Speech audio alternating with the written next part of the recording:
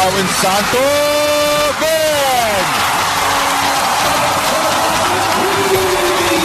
What a blast coming from Arwind Santos. And a beautiful pass coming from Gabe Freeman. Everybody's talented. Kahit sino kalaban mo, talented. So you have to be able to make stops to at least give yourself a chance. The Beermen's defense clobbered the offensive-minded Llamados.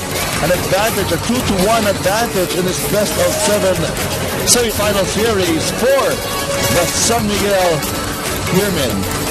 Will the Beermen grab the huge 3-1 lead? Or the Fighting Llamados make it 2 games apiece? Game 4.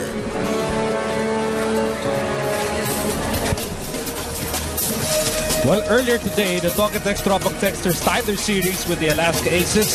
That's something BMX Derby Ace would like to do, but San Miguel has obviously one thing in mind, and that is to gun for a commanding 3-1 lead in this best of 7 series. And they'll rely on the energy, the passion of Gabe Freeman. Tony Washam's offense will be critical para sa BMX Derby Ace.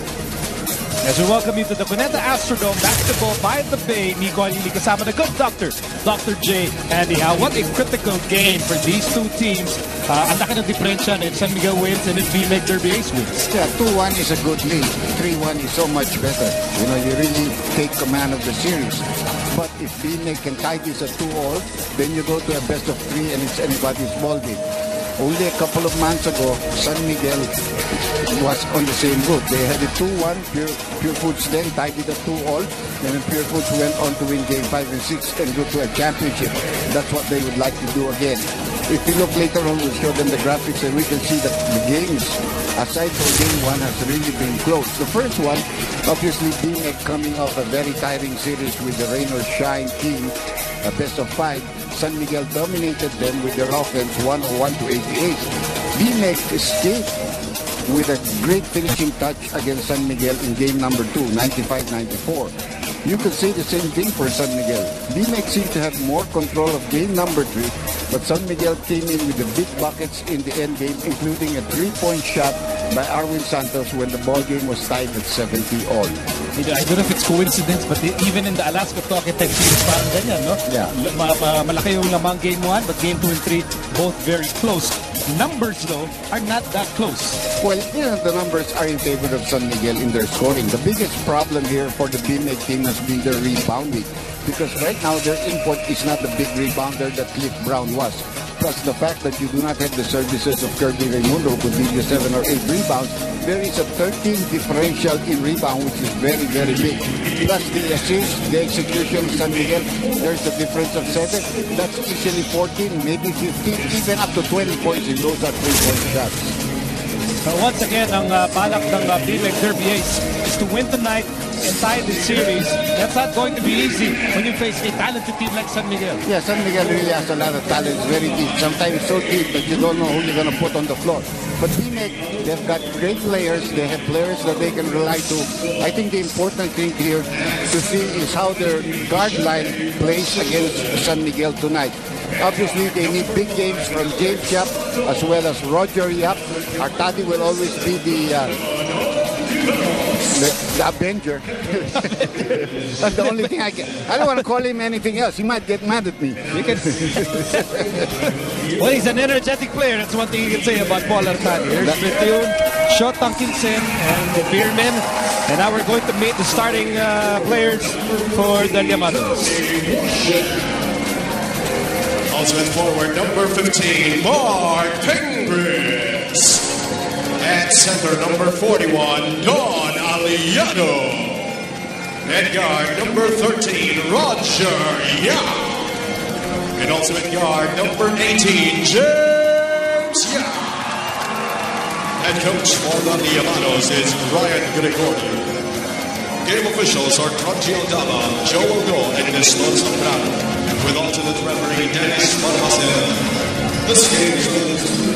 Here are your primary protagonists for San Miguel and BMX Derby Ace. Well, Cabagnot, Hontiveros, Washington, Arwind Santos, and Gabe Freeman. Usual starting 5 for San Miguel ever since they met this team. Santos defending against Tony Washam, Pingris, Don Aliado. We have James Yap, of course, plus Roger Yap. playing the point guard position.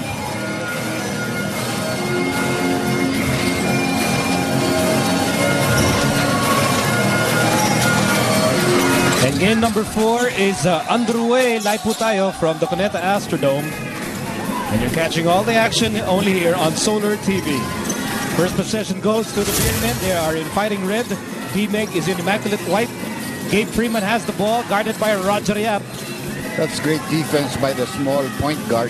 He forced Freeman to a fadeaway shot, which is not exactly his strength. No? He's more of a guy that has a good medium range, straight up shot, and then a guy that plays well on the inside. San Miguel playing straight up man-to-man, sagging defense there. Ooh, and a difficult shot here by James Yap. Nothing seems to disturb him. Yeah. Especially with all the happenings in his life. Huh? Yeah. Maybe that's where he draws the strength from. Swiped by Aliado, but they'll call the foul. And going back to James Yap, you know, for a lot of players, the court, no matter how tense a game might be, is their sanctuary. You know, it's just a happy place. It's just all about basketball. Well, I think that a lot of us have a lot of places that are, we can call environment that we really love to be in. For example, I think you and I are happy with what we're doing here. I'm also happy working with a basketball team because I've done that for 33 years now. Maybe a little bit more in my high school and college days. So, you know, we're happy at that. Some people, they love to work, you know, I wouldn't say a pawn shop, but magkaroon tayo Lamborghini. You know, kanya-kanya yan. Yung iba, natutuwa na sa opisina buong araw. Yes. You know, some people actually like that kind of comfort zone. Yeah, we have the mayor of Pasay also as our guest. We'll probably show him later on. He's happy with the position he has had.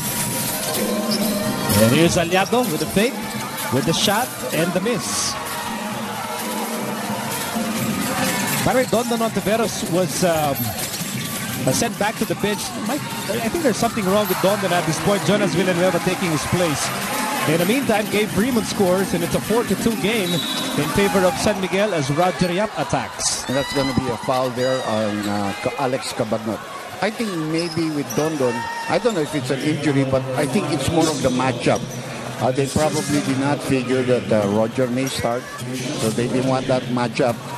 And they probably thought Artadi would start, so Hontiveros can pick up game shop. And this is the mayor of Pasay, you know, si Calixto. I met him earlier, Mayor Calixto, son of the former mayor here. He was on OIC, I think, after the revolution in '86.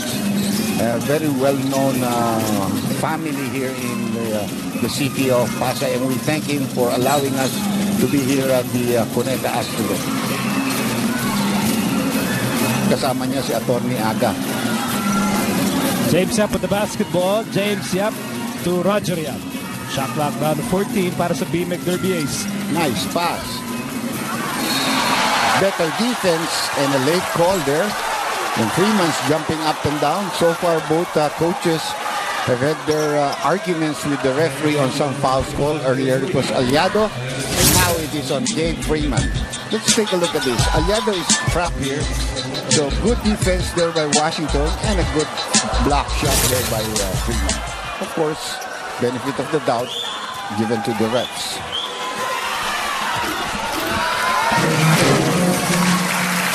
Iba talaga yung digital hindsight. Siyempre, iba yung nakikita natin. Slow-mo na nga, multi-angles pa. That's right. So we have a lot of cameras here on Solar, so sensya na kayo. But Gabe Freeman, his foul situation, that's always been a problem for Freeman and the Beermen. His penchant for picking up a lot of fouls in a game. Because he plays very tough defense and he'll go after any offensive balls that he can get. That's a good mismatch if they can get the ball to him. Another offensive foul. And because of the low post play, where he had a big advantage over Roger Yap, and that's number 2. Quick. But Shota Kinsen doesn't seem perturbed by the development. His import already with 2 fouls, and we're just in the early stages of this ball game. Well, different coaches